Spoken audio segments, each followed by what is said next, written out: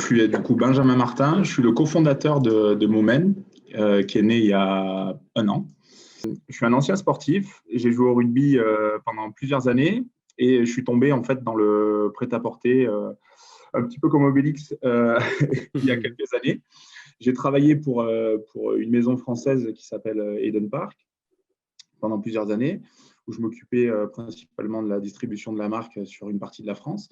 Et ensuite, j'ai rejoint un gros groupe qui s'appelle PVH, où j'ai évolué au sein de cette entreprise. Et sur la fin des années où j'ai bossé pour eux, je m'occupais du développement des franchises pour la marque Tommy Hilfiger et Calvin Klein sur le territoire français. Et voilà un petit peu le parcours. Et j'ai lancé du coup la Momen. Momen, c'est une marque destinée aux hommes. Le mot Momen en latin traduit le mouvement. Dans la racine, on a un mot movement et men puisqu'on s'adresse aux hommes.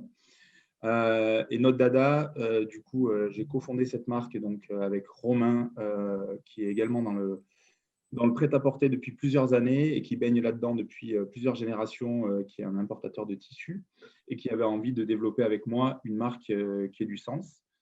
Et du coup, on crée des épisodes tous les 3-4 mois où on propose en fait en précommande une silhouette avec 3-4 pièces destinées aux hommes sur des produits intemporels qu'on fabrique proches, avec des matières le plus haut de gamme possible et le plus abordable possible. Voilà. Donc, du coup, on va chercher que ça soit du tisseur au filateur et au confectionneur, des usines spécialisées à chaque fois dans chaque domaine.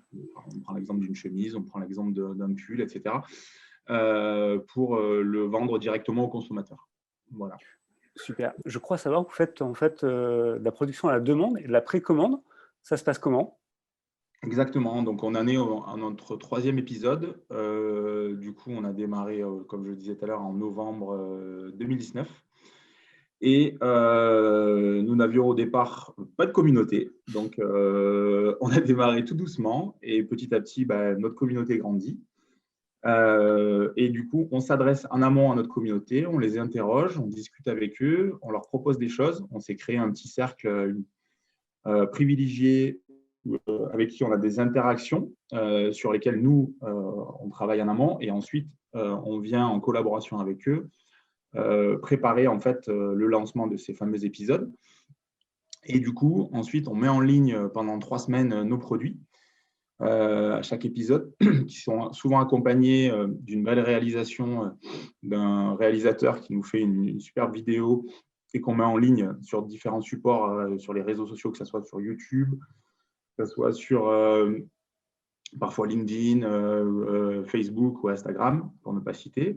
Et, et du coup, ça nous permet de vendre nos produits en précommande et on livre nos clients en suivant selon les types de produits. Donc, c'est annoncé en amont sur notre e-shop. Et vous avez différents flots de livraison pour les différents produits, en fait, voilà, tout simplement. Benjamin, tu disais que tu interrogeais ta communauté. Ça se passe comment ? Quel outil vous utilisez, tout ça ? Alors, on teste plusieurs formats. Là, récemment, on a travaillé sur l'emailing avec un petit groupe privilégié. Après, ça va être des groupes WhatsApp, ça va être des choses très basiques, mais finalement plutôt efficaces. Voilà, tout simplement. Donc, on pose des questions, on envoie des photos, on envoie des fois des prototypes sur lesquels on a déjà préparé certains produits, et ça nous permet d'avoir des retours et d'appuyer un petit peu notre plan d'action, en fait, tout simplement. Super. Comment tu pourrais décrire ta communauté, tout simplement ? Comment je pourrais décrire ma communauté ? Alors, ma communauté, elle est principalement masculine, puisqu'on s'adresse aux hommes, mais étonnamment, on a des femmes. D'accord, super. Et elles sont assez prescriptrices, finalement, pour les hommes en fait, qui portent ces produits. Mais en fait, quand tu parles de femme, donc imaginons, c'est un couple et elle achète pour son Exactement. mec, c'est ça? Exactement. Moi, je l'ai vécu, ça. Ah d'accord, Je l'ai vécu sur le terrain dans la distribution. On se rendait bien d'accord. compte qu'il y avait beaucoup de femmes qui achetaient pour leurs hommes en boutique. Mais finalement, sur le net, c'est un peu la même chose. Et on a une majorité enfin, on a énormément de nanas qui nous suivent sur les réseaux sociaux et qui potentiellement achètent ou partagent auprès de leur homme, voilà, ou leur papa, ou etc. Alors, c'est intéressant ce que tu dis parce que vous avez deux typologies. Euh, L'homme qui vous suit, effectivement, qui achète pour lui, et la prescriptrice qui va acheter pour son homme. Comment vous faites pour communiquer sur ces deux types de personas? Ah ben, on évolue parce qu'on apprend aussi, nous, J'imagine. Ouais. moi, je venais de la distribution classique, c'est-à-dire magasin, wholesale, retail, etc. Et aujourd'hui, depuis, ça va faire 2 ans qu'on travaille sur le projet. On a commercialisé il y a 1 an, mais on grandit aussi avec Momen. D'accord. On est des jeunes poussins dans le milieu, mais mine de rien, au fur et à mesure. Tu disais qu'effectivement, tu apprenais beaucoup de ta communauté. Oui, on apprend beaucoup de la communauté et du coup, en testant énormément de choses depuis 2 ans, on affine au fur et à mesure, en Bien fait, sûr. pour ne pas dire on s'adapte, tout simplement parce que, comme on l'a évoqué auparavant, Fabrice, il y a eu quelque chose de très particulier ces derniers temps qui est la Covid. Et du coup, forcément, ça fait évoluer un petit peu la stratégie. Et pour une jeune marque, c'est la force, c'est justement le fait de s'adapter et de réorienter sa stratégie, tout simplement. Voilà. Alors, justement, Benjamin, tu évoques effectivement la Covid et cette crise sanitaire qui s'est transformée en crise économique également. Nous, on a beaucoup d'entrepreneurs, de responsables d'entreprise qui nous suivent. Est-ce que tu pourrais nous dire comment vous, chez Momen, vous vous êtes adapté, comment vous avez continué effectivement dans ce contexte si incertain et c'est pas fini? Alors, nous, c'est un paradoxe, c'est que à la fois pour une jeune marque, c'est un gros avantage ce qui s'est passé. Alors, malheureusement, je ne dis pas un gros avantage par rapport aux gens qui se sont retrouvés dans les hôpitaux, etc., mais plus par rapport à notre développement de marque, Oui, dans le sens où les gens étaient confinés, les gens sont allés plus creuser sur les réseaux, sont allés regarder des jeunes marques comme les nôtres. Et du coup, en termes de consommation, je pense que ça a joué dans notre développement. À contrario, la plus grosse difficulté qu'on a eue, du coup, nous, dans ce développement et dans cette période qui est encore là, c'est plus la partie production, où, du coup, vu qu'on fabrique proche et que, du coup, forcément, ça atteint aussi les usines. Aujourd'hui, notamment sur l'épisode précédent. Alors là, aujourd'hui, c'est un peu mieux, mais sur l'épisode précédent, on ne savait pas trop ce que c'était la Covid. Et du coup, les usines, soit elles fabriquaient des masques, soit elles étaient au chômage technique. Et ça a été plutôt compliqué. Mais malgré tout, on a su s'adapter et on a réduit en fait la proposition. Et ça nous a permis, on a filmé autour de chez nous, on s'est dépatouillé. Et concrètement, on a su répondre. Et donc, la Covid, pour le coup, c'est à la fois donner du sens un petit peu à ce qu'on est en train d'écrire. Et je pense que ça va faire prendre conscience, on le voit dans l'alimentation, on le voit dans pas mal de domaines, mais et justement, toutes ces conférences qui naissent, tous ces débats autour d'une consommation plus raisonnable, etc. Et on rentre vraiment dans le spectre, nous, de notre projet. Et je pense que c'est un mal pour un bien, on va dire. Je ne sais pas comment l'exprimer, mais en gros, ouais. voilà. Super. Tu évoquais effectivement tes usines et ton sourcing qui était de très bonne qualité.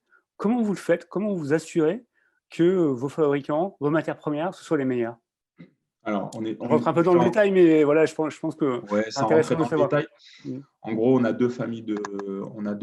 On va avoir la partie tissu, matière première, euh, et on va avoir le confectionneur. Donc, nous, ce qu'on essaye comment on essaye de fonctionner, c'est que sur chaque produit qu'on va travailler en amont, On va essayer d'aller chercher les meilleures matières et là où il y a du savoir-faire, où là il y a ce sont souvent des petits ateliers, des maisons qui ont parfois 100 ans, etc., d'expérience. Ouais.